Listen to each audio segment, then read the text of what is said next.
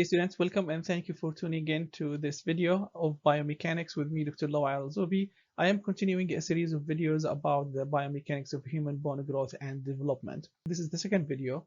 I will be talking about the different types of bones. We can categorize bones in multiple ways.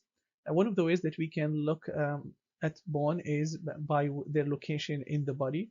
So we can say that we have two different types of skeleton in the body. The first part is the axial skeleton that consists of the skull, vertebra, sternum, this part of the skeleton, as well as the ribs surrounding that sternum. The second skeleton that we can actually categorize bone through is actually the appendicular skeleton, and those are the bones composing the body appendages, and those are actually the upper and lower extremities of the body. It's important to look at the types of bones and be able to characterize bone, because each type or each bone would have a specific type of testing, mechanical testing, in order to characterize their material and structural properties. That's very important for us to understand from a biomedical engineering point of view. So this is the first way in order to categorize bone.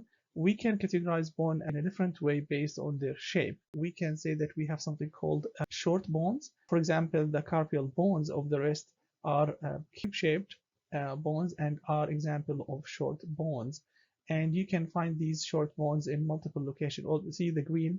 It's important to be able to characterize different types of bones to be able to test for specific mechanical properties for bone. So this is an example. The carpial bones are example of short bones. We also have something called flat bones. The scapula is an example of flat bones that protects organs and provides surfaces for muscle and ligament attachments, and that's why we have this large surface area. This is another example of how we can categorize bone based on their shape.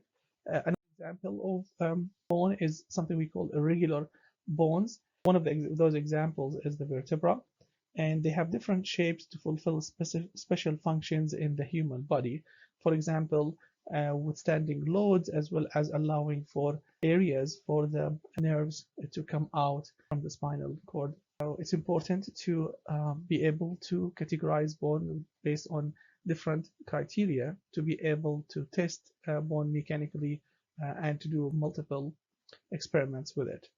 Another example of bone based on their shape is long bones, and those are obvious because we can say that we can see that here the femur is a long bone. It forms the framework of the appendicular skeleton, as I mentioned before, which are the upper and lower extremities. I would like to stress the fact that it's important to be able to characterize the different types or different bones in different types in order to be able to select what kind of testing we can do to characterize the material and structural properties of this important organ and tissue in the body.